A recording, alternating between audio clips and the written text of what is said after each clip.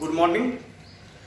हम लोग कल तुम लोग देखे थे, कल इलेक्ट्रोस्टैट का फर्स्ट तो वो आया था तुम लोग वीडियो, आज दूसरा दे रहे हैं। ठीक है, पिछले जो वीडियो था उसमें हम लोग ने क्या क्या देखा था, तो बेसिक चीज़ें देखा था। चार्ज के प्रॉपर्टी के बारे में, क्वांटाइजेशन के बारे में। ठीक है, लास्ट हम लोगों ने क्वांटाइजेशन पे किया था। ठीक है, अब क्वांटाइजेशन के आगे हम लोग देखेंगे।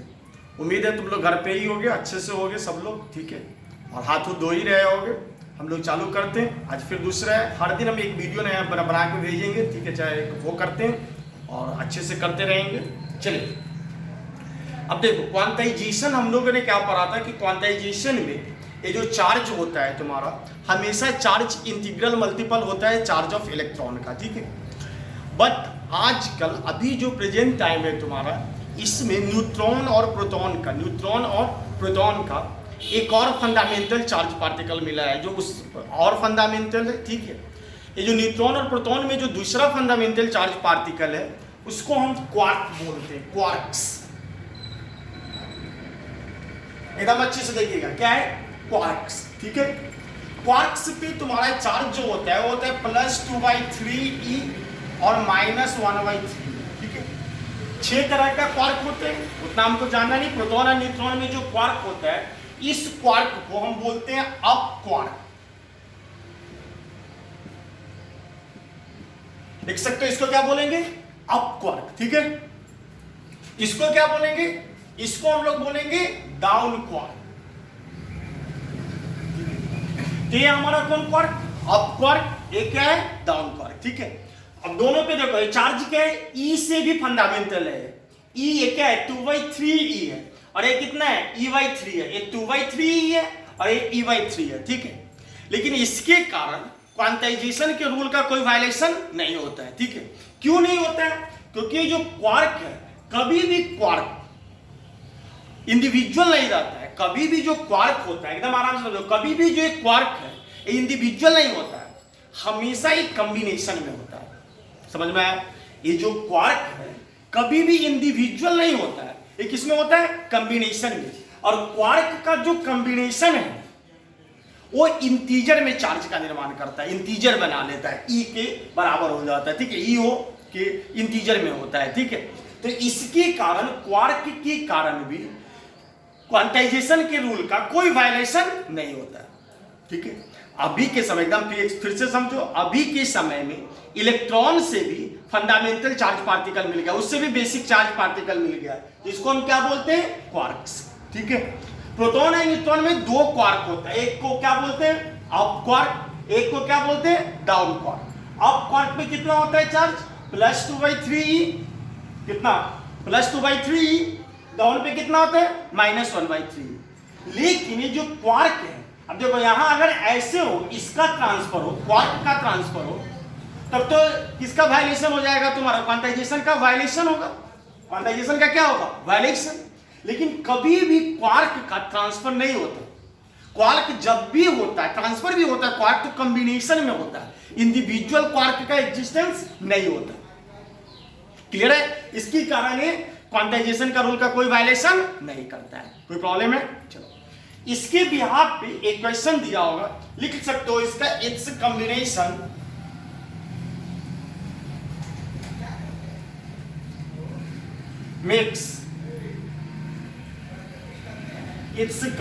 makes integral charge. ठीक है, यानी इसके चलते क्वांटाइजेशन का रूल का वायलेशन नहीं होता है। क्लियर है? उतारो इसको, फिर इस पे एक क्वेश्चन बताते हैं। ठीक है, एनसीईआरटी बहुत अच्छा क्वेश्चन है, हम बनाते हैं। ठीक है, चलिए उतारिए इसको, मिटाते हैं इसको।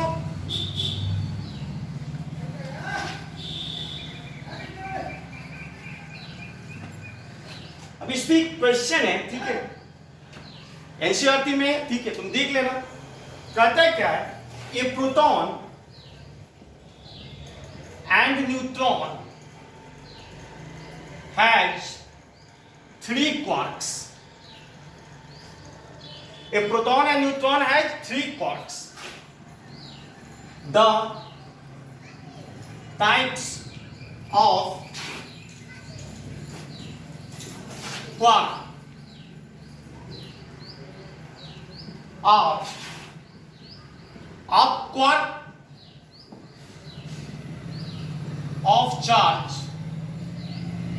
plus 2/3 and down quark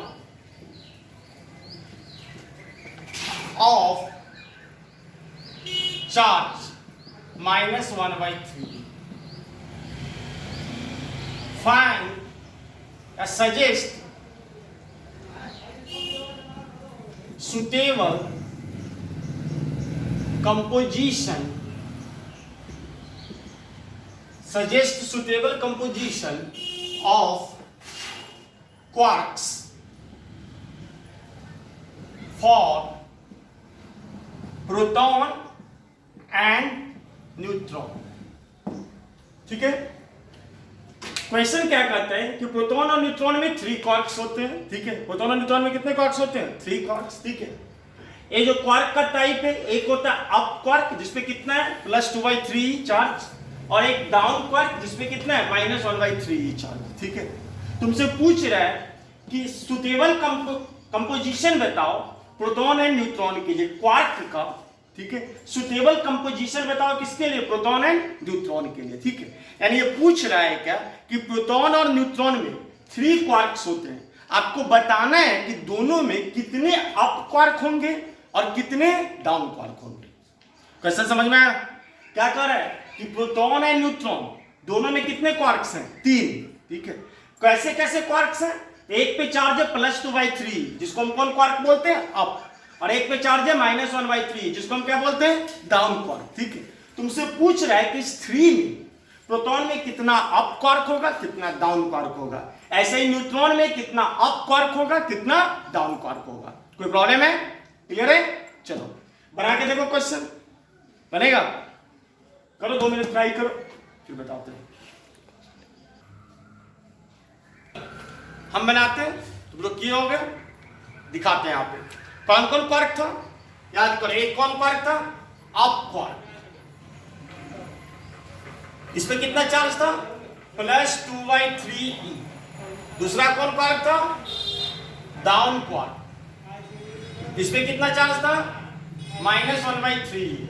ठीक है, अप क्वार्क पे प्लस 2/3, डाउन क्वार्क पे माइनस 1/3. ठीक है, हमको निकालना है कि प्रोटॉन में और न्यूट्रॉन में कितना अप क्वार्क और कितना डाउन क्वार्क होगा. ठीक है, हम एक बनाते हैं, दूसरा तुम खुद बना लेना. देखो पहला, in case of proton, in case of proton, proton के केस में. ठीक है, मान लो let number of up quark is x, then number of down quark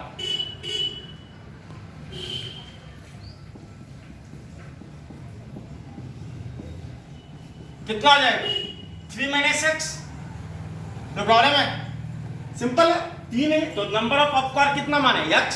तो नंबर ऑफ डाउन क्वार्क कितना हो जाएगा? 3 - x. नाउ देखो प्रोटॉन के केस अप क्वार्क कितने? x. अप क्वार्क कितने? x. और एक अप क्वार्क पे चार्ज कितना होता है? प्लस 2/3. एक अप क्वार्क का चार्ज कितना है? प्लस 2/3. और यहां अप क्वार्क कितना है? x. तो टोटल चार्ज कितना हो जाएगा? x गुणे 2/3e. कोई प्रॉब्लम है? ये अप क्वार्क का चार्ज प्लस डाउन क्वार्क का संख्या कितना है? 3 - x. तो 3 - x इनटू डाउन क्वार्क पे चार्ज कितना होता है? -1/3e. तो x अप क्वार्क का नंबर, एक अप क्वार्क पे चार्ज कितना? 2/3. तो ये हुआ टोटल अप क्वार्क का चार्ज. ए डाउन क्वार्क का नंबर और डाउन क्वार्क का चार्ज दोनों गुना कर दिए तो हुआ टोटल डाउन क्वार्क का चार्ज. ये दोनों मिलके प्रोटॉन के बराबर होंगे. प्रोटॉन पे कितना चार्ज होता है? प्लस. कोनी खड़े हो ना, प्रोटॉन पे कितना चार्ज होता है? प्लस. तो प्रोटॉन पे चार्ज क्या हो जाएगा? E.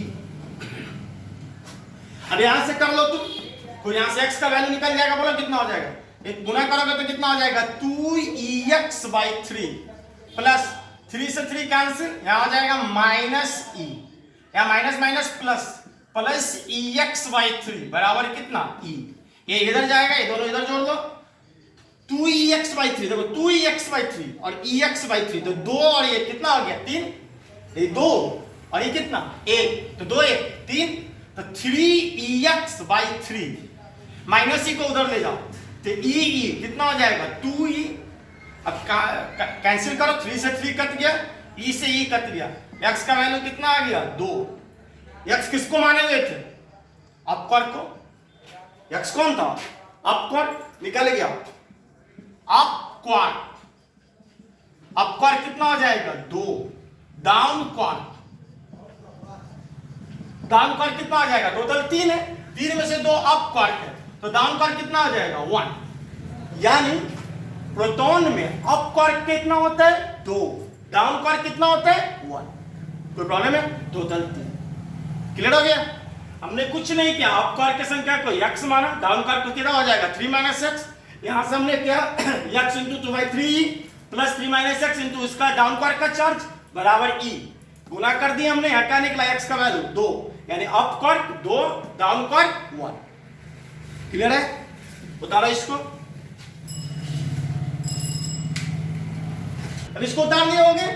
चलिए अब यही सेम है न्यूट्रॉन के केस में, देख लो न्यूट्रॉन के केस में क्या होगा बोलो, इन केस ऑफ न्यूट्रॉन, फिर मान लेते हैं अपक्वार्क का नंबर, यहां है नंबर ऑफ अपक्वार्क, लिख लेना इतना, अपक्वार्क, अपक्वार्क कितना मान लिया x, डाउनक्वार्क, डाउनक्वार्क का नंबर कितना हो जाएगा बोलो, तो डाउनक्वार्क का नंबर हो जाएगा 3 - x, ठीक है, बिल्कुल सिंपल पीछे जैसे, अपक्वार्क का नंबर x, डाउनक्वार्क का नंबर 3 - x, कोई प्रॉब्लम है, ठीक। अब देखो इसका न्यूट्रॉन के लिए लिखो, न्यूट्रॉन में अपक्वार्क का टोटल चार्ज कितना होगा ना, x और एक अपक्वार्क पे कितना 2/3, तो x × 2/3e प्लस डाउनक्वार्क, डाउनक्वार्क कितना है 3 - x इंटू -1/3e, डाउनक्वार्क का बराबर न्यूट्रॉन, बताओ न्यूट्रॉन पे नेट चार्ज कितना होता है 0, न्यूट्रॉन पे नेट चार्ज 0, तो 0 यहां पर हमने लिख दिया, न्यूट्रॉन पे नेट चार्ज 0। अब यहां से निकालो कितना होगा बोलो 2ex/3, यहां करो प्लस माइनस, 3 से 3 कैंसिल, तो -e, माइनस प्लस ex/3 बराबर कितना 0, ये इधर आ जाएगा 2ex, कितना हो गया बोलो 3ex/3 बराबर e इधर आ गया, तो e, 3 से 3 कैंसिल, e से e कैंसिल, x का वैल्यू कितना हो गया 1, यानी न्यूट्रॉन में अपक्वार्क कितना होगा, अपक्वार्क 1, ये ना माने हुए x, क्लियर है। डाउनक्वार्क, डाउनक्वार्क कितना हो जाएगा बोलो, तो 3 है, तो 3 में से 1 घट गया तो कितना हो जाएगा 2, एनी प्रॉब्लम, अपक्वार्क 1, डाउनक्वार्क 2, तो याद रखना है प्रोटॉन में क्या होता था 2 अपक्वार्क 1 डाउनक्वार्क, 2 अपक्वार्क 1 डाउनक्वार्क, न्यूट्रॉन में क्या हो रहा है 1 अपक्वार्क 2 कौन क्वार्क डाउनक्वार्क, ठीक है, क्लियर है। एक क्वेश्चन होगा तुम्हारा एनसीईआरटी में भी क्वेश्चन होगा, ये सबसे लास्ट का क्वेश्चन होगा एडिशनल एक्सरसाइज में, देख लेना, क्लियर है। तो ये हमारा क्वार्क पे एक क्वेश्चन था, ठीक है। बाकी क्वार्क के कारण क्वांटाइजेशन के रूल का वायलेशन नहीं होता, ठीक है, क्यों, क्योंकि क्वार्क कभी भी इंडिविजुअल होता है, हमेशा कॉम्बिनेशन में होता है, और जब भी कॉम्बिनेशन में होता है तो इंटीग्रल चार्ज बनाता है, कोई प्रॉब्लम है, क्लियर है। चलिए उतारिए इसको, चलो तो अभी तक हमने हम लोगों ने क्या क्या देख लिया, चार्ज के सारे प्रॉपर्टी को देख लिया, क्वार्क को हमने देख लिया, एक भी चीज छूटा नहीं है, ठीक है, बहुत अच्छे तरीके से किए, सारा चीज कंप्लीट हो चुका है, क्लियर है, इससे ज्यादा कुछ है वो नहीं, ठीक है। अब हम लोग कूलम्ब्स लॉ पे आ रहे हैं, किस लॉ पे, कूलम्ब्स लॉ पे, ठीक है। हम लोग जानते थे, तुम लोग जान रहे हो कि चार्ज के बीच में फोर्स लगता है, पढ़े हो, अभी बताए थे, लाइक चार्ज क्या करता है रिपेल करता है, अनलाइक चार्ज क्या करता है अट्रैक्ट करता है, मतलब एक चार्ज दूसरे चार्ज पे फोर्स लगाता है, ठीक है। अब कितना फोर्स लगाता है ये हमको कूलम्ब्स लॉ से पता चलेगा, कोई प्रॉब्लम है, दो चार्जेज के बीच में कितना फोर्स लगेगा, फोर्स का मैग्नीट्यूड क्या होगा, कितना होगा फोर्स, ठीक है, वो कौन लॉ बताएगा, कूलम्ब्स लॉ, कोई प्रॉब्लम है। चलिए तो हम लोग देखते हैं Coulomb's law, Coulomb's law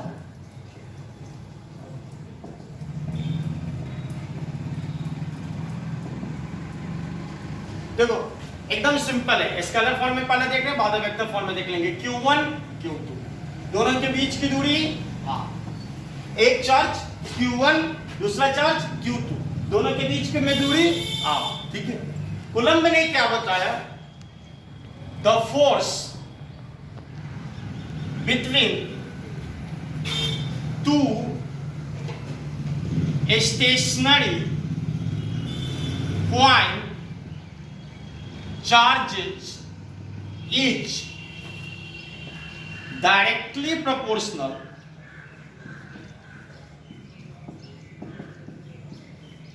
to product of charges and inversely proportional to a square of distance between them. The force acts along the line joining the charges. लिख लो, इतना बड़ा लिखने की कोई जरूरत नहीं है, ठीक है। मैथमेटिकली दिखाएंगे, ये अगर लॉ बाई पूछे तो ये लिख सकते हो, ठीक है। बता लो इसको क्या कहते हैं कूलम्ब्स में, द फोर्स बिटवीन, फोर्स मतलब इलेक्ट्रोमैग्नेटिक फोर्स, इलेक्ट्रोस्टैटिक फोर्स, ठीक है। The force between two stationary point charges is directly proportional to product of charges and inversely proportional to a square of distance between them and the force acts along the line joining the charges.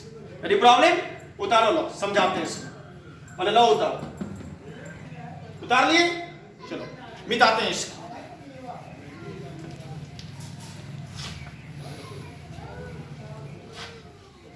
देखो क्या बोला है हमारा coulomb ने, coulomb का जो law है, ठीक है। बताया क्या कि जो फोर्स होता है Q1 और Q2 के बीच में जो इलेक्ट्रोस्टैटिक फोर्स लग रहा है, Q1 और Q2 के बीच में जो इलेक्ट्रोस्टैटिक फोर्स लग रहा है, ये फोर्स जो है ये डायरेक्टली प्रोपोर्शनल होगा इस दोनों के प्रोडक्ट के। तो यह proportional Q1 into Q2, equation first. दूसरा, यह प्रोपोर्शनल बीच की जो दूरी है, बीच की दूरी कितने है r, बीच की दूरी कितने है r, तो इसकी दूरी के स्क्वायर की यानी 1/r स्क्वायर का इनवर्सली प्रोपोर्शनल, दूरी के स्क्वायर का क्या है इनवर्सली प्रोपोर्शनल, यानी यह proportional 1/r square, equation second. अब बचपन का चीज है, दोनों को कंबाइन कर दोगे क्या होगा बोलो, यह proportional Q1 into Q2 by r square. Proportional का साइन बताने के लिए हम लोग क्या लेते हैं कांस्टेंट, तो F equal to K Q1 into Q2 by r square. निकल गया फोर्स का फॉर्मूला। फोर्स का फॉर्मूला क्या है, K Q1 into Q2 by r square. Clear है, ये मैग्नीट्यूड है फोर्स का, F बराबर K Q1 into Q2 by r square. कोई प्रॉब्लम है? बताया कि जो फोर्स लगता है लाइन की इसी के अलोंग, जो अलोंग दो लाइन जो दोनों को जोड़ रहा है जो लाइन, इसी के अलोंग फोर्स एक्ट करता है, इसी के अलोंग फोर्स कार्य करता है, ठीक है। उसको हम देखेंगे। यहाँ F बराबर देख लो कितना, K Q1 into Q2 by r square, where K को हम बोलते हैं क्या, Coulomb's constant. Any problem? K को क्या बोलेंगे, कूलम्ब्स कांस्टेंट। क्लियर है, बताइए यहां, ठीक है, उतार लिए होगे। K को क्या बोलते हैं, कूलम्ब्स कांस्टेंट। क्लियर है, यहां से K का ऐसा यूनिट निकल जाएगा, बोलो K का फार्मूला कितना हो जाएगा, K का फार्मूला यहां पे लगा होगा तो कितना हो जाएगा, F square by Q1 into Q2। ऐसा यूनिट यहां से निकाल लोगे, F का न्यूटन, R का मीटर, तो newton metre square by Q1 coulomb, Q2 coulomb, coulomb into coulomb, coulomb square. तो K का ऐसा यूनिट लिख लो, ऐसा यूनिट ऑफ K कितना होगा, न्यूटन मीटर स्क्वायर पर coulomb square, newton metre square पर कूलम स्क्वायर, ठीक है। याद रखना, आगे बताएंगे K के बारे में भी हमें बहुत चीज जानना है, यूनिवर्सल कांस्टेंट नहीं है, ठीक है। अलग अलग मीडियम के लिए K का वैल्यू क्या होता है, अलग अलग होता है। क्या अलग अलग होता है इसका डिस्कशन बाद में करेंगे, अगले वीडियो में करेंगे। क्लियर है, याद देखो K के का वैल्यू याद रखना for free space, for free space, vacuum में बोल सकते हो, वैक्यूम में और नहीं तो फ्री स्पेस, मुक्ताकाश। फ्री स्पेस में के का वैल्यू कितना होता है 9 इंटू 10⁹ न्यूटन मीटर स्क्वायर पर कूलम स्क्वायर। ये याद रखना वैल्यू, के का वैल्यू फ्री स्पेस के लिए कितना होता है 9 इंटू 10⁹ न्यूटन मीटर स्क्वायर पर कूलम स्क्वायर। कोई प्रॉब्लम है? क्लियर है? बताओ इतना 9 इंटू 10⁹ न्यूटन मीटर स्क्वायर पर कूलम स्क्वायर। ठीक है, के का डिफिनेशन भी हो सकता है, तो तुम देख लो के का डिफिनेशन क्या हो सकता है। के है क्या?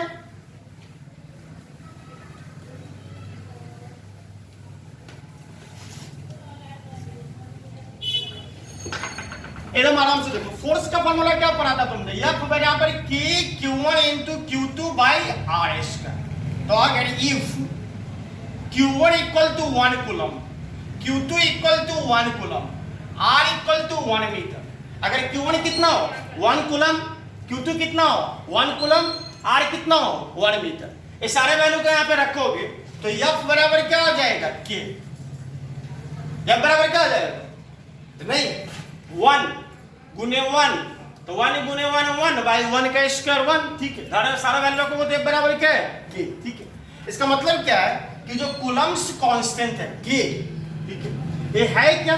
तो 2 unit charge, 2 unit point charge अगर कितना दूरी पर हो 1 मीटर की दूरी पे हो तो उसके बीच में जो इलेक्ट्रोस्टैटिक फोर्स लग रहा है, आराम से समझो, 2 यूनिट चार्ज यानी 2 1 कूलम का चार्ज अगर 1 मीटर की दूरी पे हो, यूनिट डिस्टेंस पे हो यानी 1 मीटर की दूरी पे हो, तो उसके बीच में जो इलेक्ट्रोस्टैटिक फोर्स लगेगा उसी को हम कौन कांस्टेंट बोलेंगे? Coulomb's constant. कौन कांस्टेंट? Coulomb's constant. और बाकी वैल्यू तो हमने लिख ही लिया, कूलम्स कांस्टेंट का वैल्यू कितना होगा फ्री स्पेस के लिए 9 इंटू 10⁹ न्यूटन मीटर स्क्वायर पर कूलम स्क्वायर। ठीक है, के का वैल्यू यूनिवर्सल नहीं, अभी हमने बताया, जैसे ऐसा ही फॉर्मूला हम लोगों ने पढ़ा था ग्रेविटेशन में, F बराबर G m1 into m2 by R square. ठीक है, वहां जो G होता था ग्रेविटेशनल कांस्टेंट, वो यूनिवर्सल कांस्टेंट होता था। G का वैल्यू हर मीडियम के लिए सेम होता था। क्लियर है?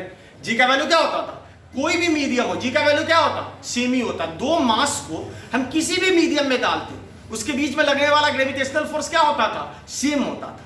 यहां ऐसा नहीं है, ये जो K का वैल्यू है ये मीडियम पे डिपेंड करता है। दो चार्ज अगर अलग अलग मीडियम में हो तो उसमें लगने वाला फोर्स क्या होगा? अलग अलग होगा। ठीक है, तो हम बाद में देखेंगे। अभी फ्री स्पेस के लिए, न्यूमेरिकल के लिए सबसे ज्यादा K का वैल्यू जो चलेगा फ्री स्पेस के लिए, K का वैल्यू कितना होगा 9 इंटू 10⁹ न्यूटन मीटर स्क्वायर पर कूलम स्क्वायर। Any problem? बता दिए होगे, मिटाते हैं इसको।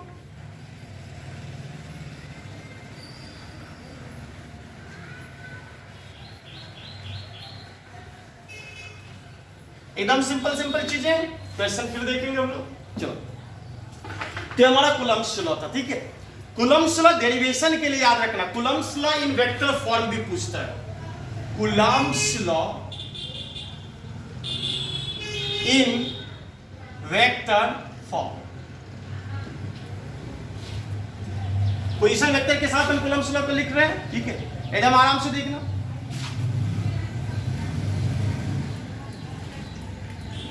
ये मान लो Q1 charge, A Q2 charge, इसका पोजीशन वेक्टर R1 वेक्टर, इसका पोजीशन वेक्टर R2 वेक्टर। ज्यादा भारी मत समझना है, कुछ है नहीं, बस डेरिवेशन के लिए। ठीक है, क्वेश्चन बनाने का अपना ही तरीका होगा, हम लोग देखेंगे। इस कूलम्ब्स लॉ पे बहुत सारे क्वेश्चन बनेंगे अलग अलग डिफरेंट काइंड्स के। ठीक है, और हम अगले वीडियो में वो दिखाएंगे। ठीक है, यहाँ पे बस हम देख रहे हैं डेरिवेशन के लिए ख्याल से पूछता है। ठीक है, कभी कभी सीबीएसई के एग्जामिनेशन में आता है। इसके एग्जामिनेशन में सीबीएसई की कूलम्ब्स लॉ किस फॉर्म में? वेक्टर फॉर्म में। बिहार बोर्ड में भी आ सकते हैं। ठीक है, तो इसलिए हम इसको दिखा रहे हैं। ठीक है, बाकी कर लो। तो यहाँ पर कौन है? Q1 है। Q1 पे क्या पोजीशन वेक्टर कितना? R1 vector. Q2 का पोजीशन वेक्टर कितना? R2 vector. क्लियर है? चलिए, अब इसके द्वारा इस पे लगाया गया फोर्स, एकदम आराम से देखो, लाइन ज्वाइनिंग है, इस पे जो फोर्स लग रहा होगा 2 पे 1 के द्वारा फोर्स लगाया गया, कितना होगा? F21। 1 पे 2 के द्वारा लगाया गया फोर्स कितना होगा? F12। ठीक है, Q1 पे क्या होगा? देखो Q1 Q2 दोनों पॉजिटिव चार्ज है, दोनों सेम चार्ज है। ये इसको क्या कर रहा होगा, रिपेल कर रहा होगा ऐसे, ठीक है। सिमिलरली ये इसको रिपेल कर रहा होगा किधर, इधर। तो दूसरी पहले के द्वारा जो लगाया गया फोर्स है डायरेक्शन किधर होगा, इधर। इस चार्ज पे किधर फोर्स लगेगा, इस चार्ज पे नीचे की तरफ रिपेल कर रहा होगा इधर। इस चार्ज पे किधर फोर्स लगेगा, इधर। क्लियर है। तो इसका फोर्स क्या हुआ, F21, ये फोर्स क्या हुआ, F12। क्लियर है। अब हम किसी एक का वैल्यू लेते हैं, F21 का ही ले लेते हैं। here F21 क्या होगा बोलो, तो K Q1 into Q2 by इसका पोजीशन वेक्टर देखना, इसका ओरिजिनल, ये जो यहां से यहां के बीच का जो वेक्टर है, यही वेक्टर है, यही लाइन हुआ ना। ये कितना होगा, तो देखो फाइनल कौन है, R2, इनिशियल कौन है, R1। तो इसका क्या होगा, तो इसका ये जो है इसका पोजीशन वेक्टर क्या होगा, ये तो हो जाएगा तुम्हारा R2 vector minus R1 vector. इसका हम मोड ले लेंगे, इसका क्या करेंगे, और स्केलर, ठीक है। ये किस फॉर्म में आएगा, स्केलर फॉर्म में। कौन फॉर्म में, स्केलर। तो इसको अगर वेक्टर फॉर्म में लाना चाहे, ये स्केलर फॉर्म में हम चूंकि लिखना वेक्टर फॉर्म में, तो हम इसको क्या करेंगे, यूनिट वेक्टर से मल्टीपल कर देंगे। कोई प्रॉब्लम है, तो किसी भी स्केलर के लेवल में पढ़े होगे, वेक्टर में कन्वर्ट करने के लिए क्या करते हैं, उसको यूनिट वेक्टर से मल्टीपल कर देते हैं। तो यहां पे इसको कर सकते हो कितना, R2 vector minus R1 vector by mode of R2 vector minus R1 vector. यही ना होता है यूनिट वेक्टर। वेक्टर को उसके मैग्नीट्यूड से डिवाइड कर देते हैं, वेक्टर को उसके मैग्नीट्यूड से क्या करते हैं, डिवाइड करते हैं। तो हम क्या बोलते हैं, उसको यूनिट वेक्टर बोलते हैं। तो ये मैग्नीट्यूड हुआ, इसको हमने यूनिट वेक्टर से गुना कर दिया, तो ये कूलम्ब्स लॉ किस फॉर्म में आ गया, वेक्टर फॉर्म में। कौन फॉर्म में, वेक्टर फॉर्म में। इसको लिख सकते हो F21 बराबर K Q1 into Q2 bye ये हो जाएगा R2 vector minus R1 vector का स्क्वायर, और यहाँ पावर 1 कितना, होल क्यूब, और इंटू कितना R2 vector minus R1 vector, ठीक है। इसी को बहुत सारे बुक में ऐसे लिख दिया होगा, F21 बराबर K Q1 इंटू Q2। अब देखो R2 माइनस R1 है ना, तो इसको लिखने का तरीका क्या होगा, इसको हम लिखते हैं R2 माइनस R1 को R12 final minus initial.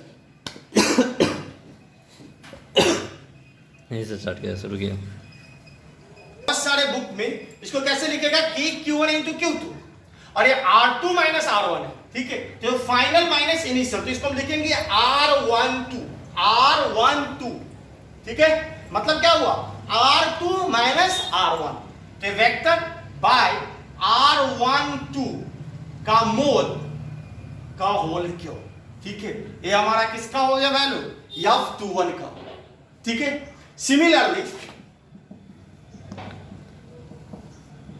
F12 इस पे जो फोर्स लगेगा, F12 क्या हो जाएगा बोलो, तो K Q1 इंटू Q2, बस पोजीशन वेक्टर चेंज कर देगा। अभी ये फाइनल और ये इनिशियल, तो क्या होता है R1 vector minus R2 vector, R1 vector minus R2, इस पे पूछेगा। तो इसका फाइनल कौन है, R1, और ये कौन है R2, तो R1 माइनस R2। उसको कैसे लिखोगे, R21 बाय R21 वेक्टर के मोड का होल क्यों। बता रहा हूं, इसको बस याद करना है, ठीक है। क्वेश्चन बनाने के लिए अलग नियम होगा, जो हम लोग वेक्टर रूल पढ़े हैं, ठीक है। हम उस तरीके से क्वेश्चन बनाएंगे, ठीक है। ये बस Coulomb's law in vector form में डेरिवेशन के लिए एग्जाम में आता है, तो ऐसे तुम कर लोगे। क्लियर है। क्वेश्चन बनाने का तरीका हम देखेंगे, इसमें तरह तरह का क्वेश्चन बनेगा, भिन्न भिन्न प्रकार का, ठीक है। तो क्या क्या भिन्न भिन्न प्रकार होगा इसको हम देखेंगे। क्लियर है, बताइए इसको।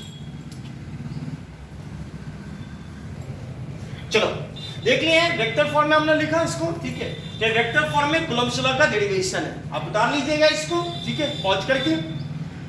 फिर हमारे क्या, कल हम लोग इसका प्रिंसिपल ऑफ सुपरपोजिशन देखेंगे, और इससे बनने वाला अलग अलग तरह का डिफरेंट टाइप का क्वेश्चन देखेंगे, ठीक है। कल सिर्फ लेक्चर में अधिकतर क्वेश्चन ही होगा, सिर्फ और सिर्फ क्वेश्चन ही होगा, तो हम लोग कल क्वेश्चन देखेंगे। इसमें बहुत तरह का क्वेश्चन बनेगा, ठीक है। तुम लोग एक बार वेक्टर जो एडिशन वगैरह है उसको देख लेना, 11 में जो है, क्लियर है। 11 के वेक्टर एडिशन को देख के रखना, कल के अगले जो लेक्चर होने वाला है उसमें हम लोग इसमें क्वेश्चन बनाएंगे कि कैसे कूलम्ब्स लॉ के एप्लीकेशन से हम लोग क्वेश्चन बनाते। क्लियर है। चलिए, तो आज के लिए इतना ही रखते हैं। उतारो और फिर कल मिलते हैं, ठीक है? चलो बढ़िया से हाथ धोते रहो और पढ़ाई करते रहो। चलिए।